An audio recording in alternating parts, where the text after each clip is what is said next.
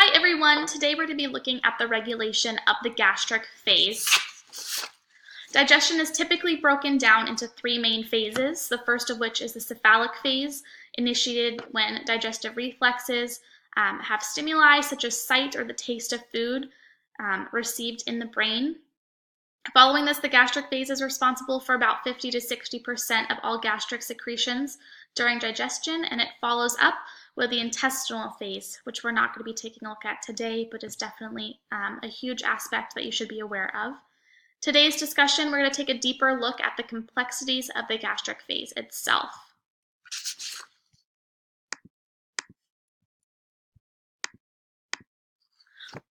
So the gastric phase begins with the arrival of food in the stomach.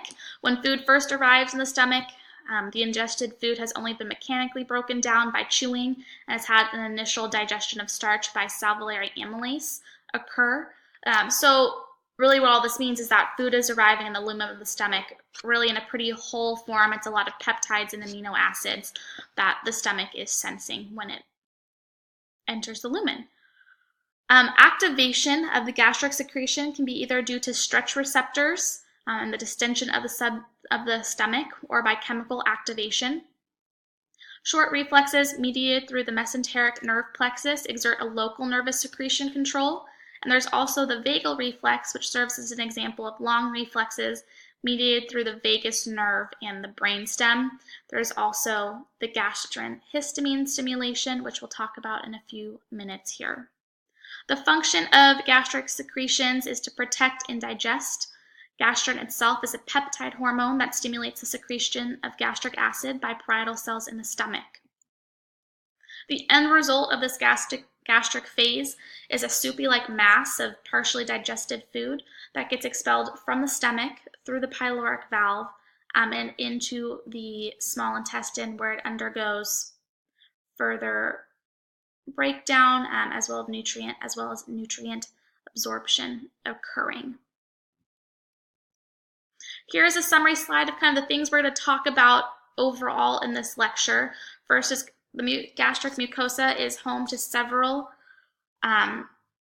secretory cell types. It aids in the gastric secretion in the stomach.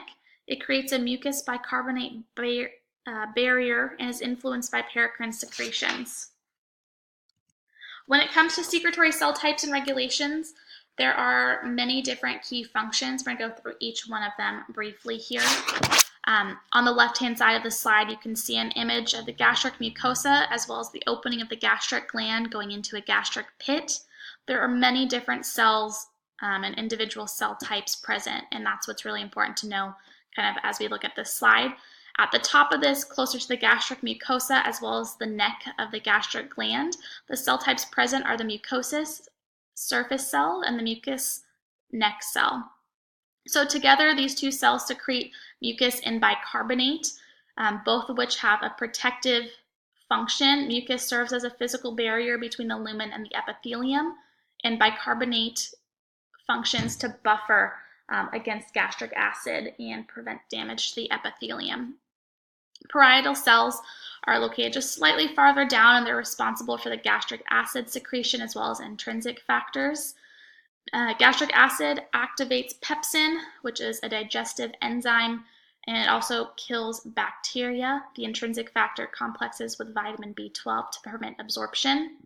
And the stimulus for the release of these from the parietal cells can be triggered by three different factors. Parietal cells have receptors for acetylcholine, gastrin, and histamine. Moving on, the enterochromaffin-like cells release histamine, which stimulates the secretion of gastric acid. You have chief cells, which release pepsin and gastric lipase, both of which aid in digestion of proteins and fats. The D cells are located farther down in the pit and secrete stomatostatin, which is an inhibitory secretion. It has a negative feedback control to stop acid production in the stomach once it reaches a certain point. And finally, we're going to talk about G cells, which secrete gastrin, stimulating the gastric acid secretion. So on this slide, I've highlighted there's three major stimuli for the release of these substances, and this is acetylcholine, histamine, and gastrin. Acetylcholine is secreted by parasympathetic nerve fibers of both the long and the short reflex pathways. Histamine is a paracrine secretion from the enteroendocrine cells in the gastric glands, and gastrin is a hormone produced by enteroendocrine G cells in the pyloric glands. So there's 3 different levels of control being exerted on this gastric phase.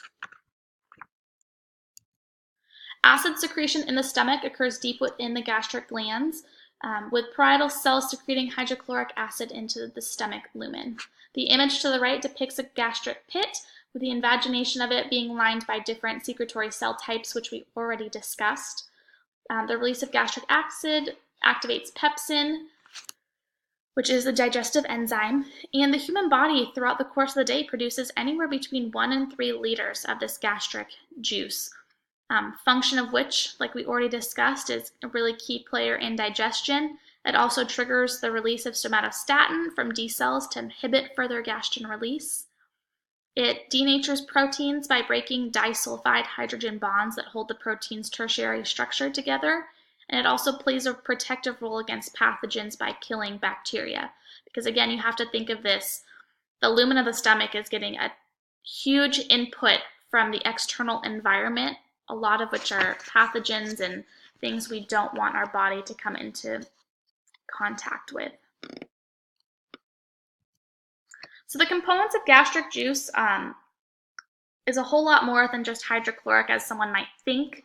They also include electrolytes, mucus, water, the intrinsic factor, and bicarbonate.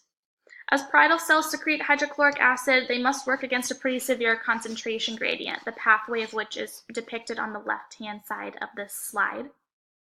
The pH of the lumen of the stomach is about 1, whereas the cytoplasmic pH of the parietal cell, as well as moving into the interstitial fluid and the capillary beds, is closer to 7.2.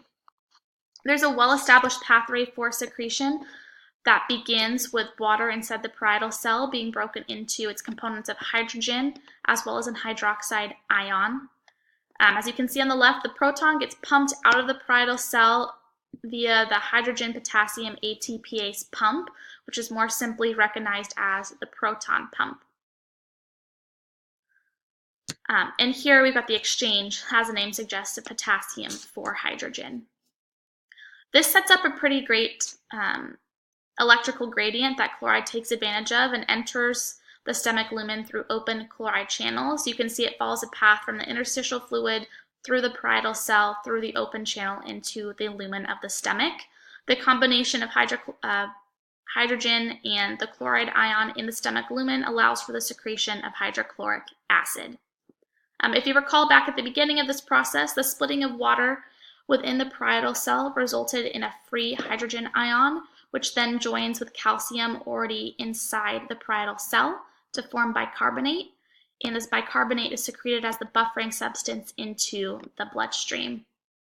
During digestion, you can typically notice an alkaline tide, which is a condition that occurs during this production of hydrochloric acid, where the parietal cells secrete bicarbonate ions across those basolateral membranes and into the blood, causing a temporary increase in pH, and this is really a protective function, counteracting the acid of the lumen.